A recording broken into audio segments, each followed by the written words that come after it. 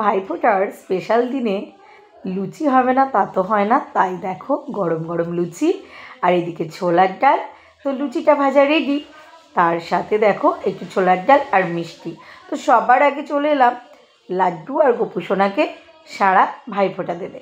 সারা তো মামা বাড়িতে এসেছে, আর এই যে লাড্ডুর সাথে অনেক দিন পর দেখা হলো। আর গোপুর তো সেই মজা, লাড্ডু ভাইয়ের সাথে দুই ভাই মিলে বসে আছে। তো এই যে সারাকে মানি আর কি ওর মিমি দেখিয়ে দিচ্ছিল কিভাবে ফোঁটা দেবে, সবটা ওকে বলে দিচ্ছিল। তো এই দেখো লাড্ডু আর গোপুসোনা। আর জানো তো গোপুসোনা না, আমার তো খুব তাড়াহুড়ো করে আসা, তোমরা জানোই দেশের বাড়িতে কালী পুজো ছিল, ওখান থেকে ফিরে আবার এইখানে এসেছি। দুটোই অনেকটা দূরত্ব, কারণ আমি থাকি হাওড়ায় আর আমার বাপের বাড়ি নদিয়া কৃষ্ণনগর হাঁসখালি, আর দেশের বাড়িটাও সেই আমতা দেবীপুর।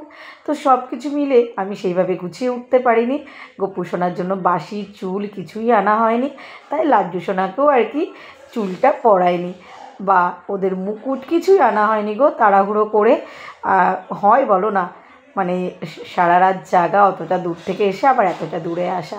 তো যাই হোক, সারার তো ফোঁটা দেওয়া হয়ে গেল, লাড্ডু গোপুসোনাকে সুন্দর করে ফোঁটা দিয়ে নিল। তারপরে দেখো আমি ভাইকে ফোঁটা দিয়ে নিচ্ছি। হ্যাঁ এই দেখো আমার একটা ভাই, তো এই যে ভাইকে ফোঁটা দিয়ে নিলাম। তো ও বেরোবে, ওই জন্য ভাবলাম ওকে আগে ফোঁটা দিয়ে নিই। সারা বছর অপেক্ষা করে থাকি এই ভাইফোঁটার দিনটার জন্য। সত্যি জানো তো, রাখির দিন আসতে পারি না, মনটা খুব খারাপ লাগে। তো ওখানে তো চইয়ের বর আর কি ভাইকে রাখি পরায়, তাই কোথাও খারাপ লাগলেও যেন খুব ভালো লাগে আর কি, যে আর এক ভাইকে রাখি পরাচ্ছি। তো ভাইফোঁটার দিনটা মিস করি না, এখানে আসার চেষ্টা করি, সবাই মিলে সবাইকে ফোঁটা দেওয়া।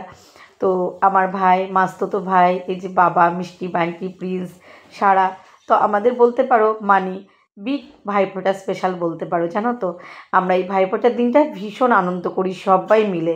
তো সবাইকে দেখো গুছিয়ে আমি ফোঁটাটা দিয়ে যাচ্ছি, মানে দিয়ে নিচ্ছি, ওরা তো বাচ্চা, আর ওইদিকে মানি রান্না করছিল।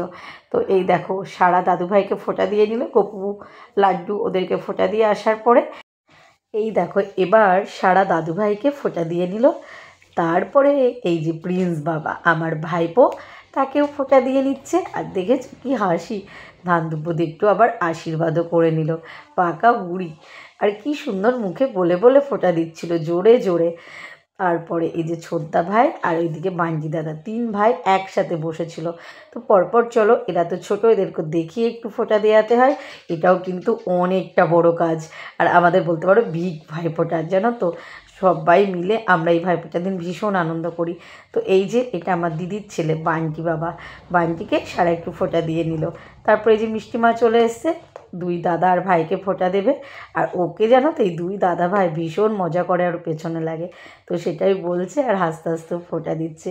তোমাদের ভিডিওটা কেমন লাগলো অবশ্যই জানিও, আর লাস্ট পর্যন্ত স্কিপ করো না, দেখতে থেকো। আর এটা হচ্ছে পার্ট 1 ভিডিও, পার্ট 2 ভিডিওটা তোমাদের সাথে ছোট্ট করে শেয়ার করব। তারপরেই দেখো বান্টি বাবাকে একটু মিষ্টিমা ফোঁটা দিয়ে নিচ্ছে, একটু আশীর্বাদ করে নেবে।